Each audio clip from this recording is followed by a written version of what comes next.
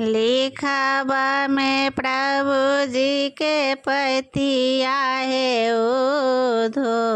लिखावा में प्रभु जी के पतिया, लिखावा में प्रभु जी के पतिया है उधो। लिखावा में प्रभु जी के पतिया, अपनों ने आए पतियों न भेजे। अपनों ने आए पतियों न भेजे, न भेजे कुशल उदेशिया है उधो। न भेजे कुशल उदेशिया है उधो।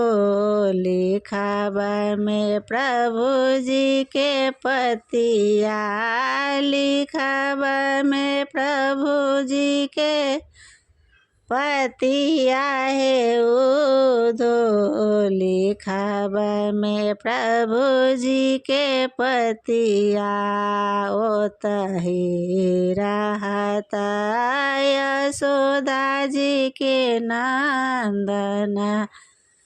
ओतहि रहता यशोदा जी के नंदन।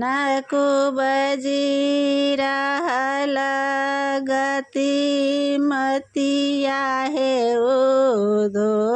कुबजी रहल गति मतिया है उधो। लिखावा में प्रभु जी के पतिया, लिखावा में प्रभु जी के पतिया है उधो। लिखावा में प्रभु जी के पतिया, कोना हमारा हरि जी के छोड़बा। कोना हमारा हरि जी के छोड़बा। ना रहबा गोकुल के लिया है उधो। ना रहबा गोकुल के लिया है उधो। लिखावा में प्रभु जी के पतिया, लिखावा में प्रभु जी के पतिया है उधो। लिखावा में प्रभु जी के पतिया।